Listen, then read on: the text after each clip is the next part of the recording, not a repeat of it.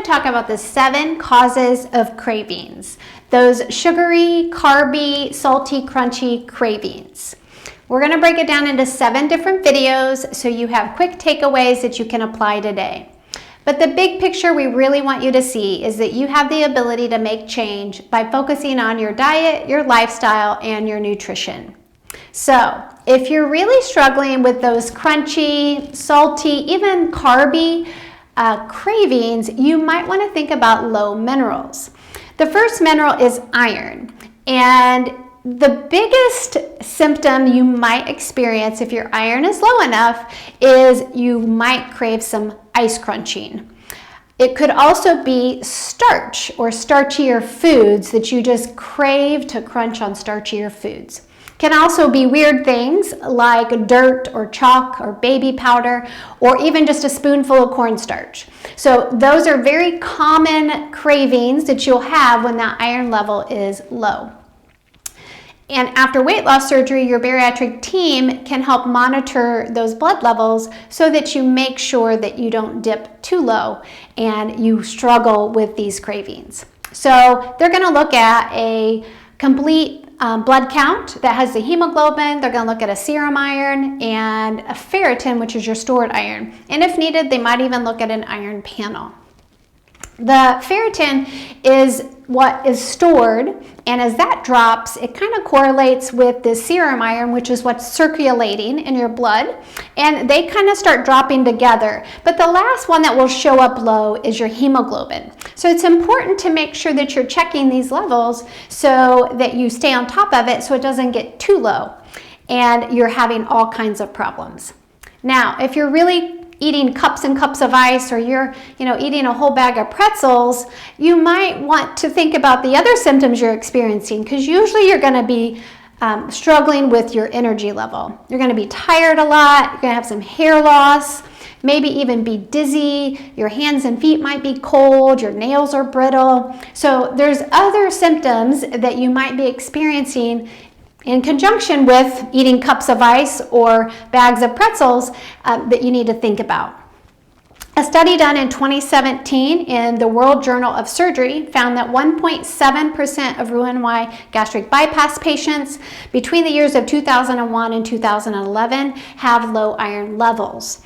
And what they found was the cravings were resolved once they had iron infusions. So if you're really struggling with the crunchy things, ice or starchy things, you might want to think about a low iron. Now, the second mineral is sodium. Now, this is also an electrolyte, and it's super important in our body and tightly regulated in our blood. But it's also impacted by our stress levels, and it can be physical or mental stress. So it doesn't have to be one or the other, it can be both. Our stress levels or our stress hormones are secreted from our adrenals. And our adrenals kind of kick in when a stressful event occurs, and they secrete the cortisol, the adrenaline, the epinephrine. All of those are managed through your adrenals, and they're there to help balance out or support us during a stressful event. So the Journal of 2011 in the Journal of Neuroscience found that increased sodium levels actually blunt the stress response. And the rats that received the sodium chloride actually secreted fewer stress hormones. And the cool thing is it did not impact their blood pressure or their heart rate. So if you're really under a lot of stress and you are craving kind of those salty, crunchy, carby snacks like pretzels and chips and crackers, and you're really struggling to avoid them, you might want to think about a low mineral of sodium, and that being a driver, and how you should focus to manage that. Another study done in 2004, this was done on high school seniors during finals week. And it's on the influence of mental and emotional stress on electrolytes. And what they found, they tested the electrolytes before they even started the whole testing process. This was tested more during the preparation, and they did find that the sodium levels were dropping during this phase and potassium was rising. Then on the day of the test, what they did was they tested all the students, and there was a significant drop in the sodium levels in 70% of the students, and the potassium rose with the sodium-potassium ratio dropping.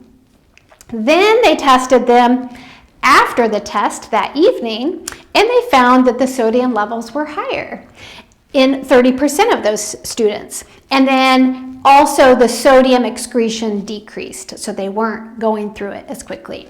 So if you are really struggling with those salty, crunchy snacks and your stress level is not managed well, you might want to think about a low mineral of sodium.